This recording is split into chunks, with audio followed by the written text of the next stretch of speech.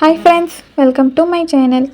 ఈరోజు వీడియో చాలా సింపుల్గా టేస్టీగా చేసుకునే పప్పుచారు రెసిపీ అండి. ఇది రైస్లోకి చాలా అంటే చాలా బాగుంటుంది. అలాగే నేను ఇక్కడ పెసరపప్పుతో చేస్తున్నానండి. మీరు కావాలంటే కందిపప్పుతో కూడా చేసుకోవచ్చు. ముందుగా ప్యాన్ పెట్టి 1 కప్పు పెసరపప్పు వేసి ఫ్రై చేయాలండి. మనకి లైట్గా ఫ్రై అయితే సరిపోతుంది. కలుపుకుంటూ సిమ్లో పెట్టి వేయించాలండి. కరెక్ట్గా 3 నుంచి 5 నిమిషాల పాటు ఫ్రై చేసుకుంటే సరిపోతుంది. ఇప్పుడైతే మనకు ఫ్రై అయిపోయిందండి. ఇప్పుడు ఇందులో వాటర్ వేసి వాష్ చేయాలి. వేడిగా ఉంటుంది, చూసుకొని వాష్ చేసుకోవాలండి. నేనైతే 3 సార్లు వాష్ చేశాను. మీరు కనుక ఫస్ట్ టైం మా ఛానల్ చూస్తున్నట్టయితే ప్లీజ్ లైక్, షేర్, సబ్స్క్రైబ్ చేయండి. నేనైతే మీకు పప్పును వాష్ చేశాక చూపిస్తున్నానండి. 3 సార్లు అయితే వాష్ చేశాను. ఇప్పుడు ఇందులో 2 గ్లాసులు వాటర్ వేసానండి. వాటర్ వేసి ఉడికించాలి. పొంగొచ్చే వరకు హై ఫ్లేమ్లో పెట్టి తర్వాత లో ఫ్లేమ్లో పెట్టి ఉడికించాలండి. అప్పుడే మనకి పప్పు బాగా ఉడుకుతుంది. మీరు కావాలంటే కందిపప్పుతో కూడా సేమ్ ప్రాసెస్లో చేసుకోవచ్చండి. పప్పు ఉడికిపోయాక చూపిస్తాను. చూడండి ఫ్రెండ్స్, ఇలా సాఫ్ట్గా ఉడికిపోవాలి. ఇలా ఉడికిపోయాక ఒకసారి గరిటె తీసుకొని కొంచెం స్మాష్ చేసుకోవాలండి. ఇలా ముద్దపప్పులాగా ఉడికించేయాలి. ఇప్పుడైతే మనకి పప్పు పర్ఫెక్ట్గా ఉడికిపోయింది. నేను పప్పు చారులోకి కావాల్సినవన్నీ కూడా ముందుగా కట్ చేసి పెట్టుకున్నానండి. ఉల్లిపాయ ముక్కలు, బెండకాయలు, టమాటాలు, పచ్చిమిర్చి కూడా కట్ చేసి పెట్టుకున్నాను. మీరు ఇంకేమైనా వెజిటేబుల్స్ కావాలంటే వేసుకోవచ్చండి.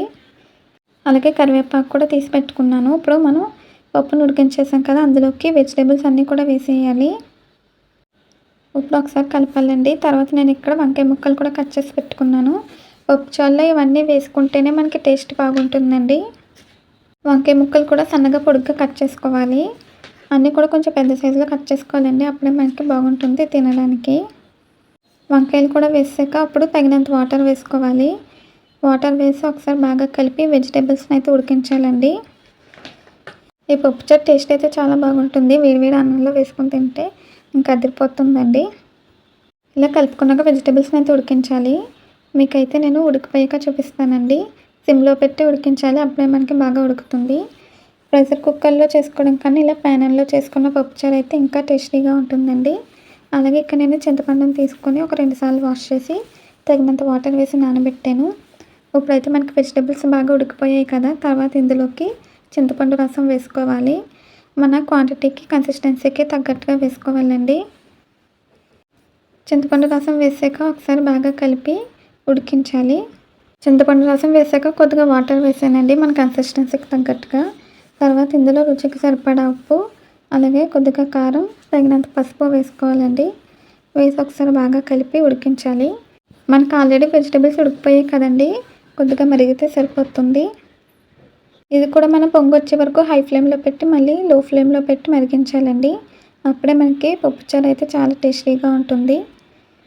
మనం వేసుకున్న క్వాంటిటీకి కొంచెం మరిగించేయాలి. అప్పుడే టేస్ట్ కూడా చాలా బాగుంటుందండి. మీకైతే నేను పప్పుచారు మరిగిపోయాక చూపిస్తాను.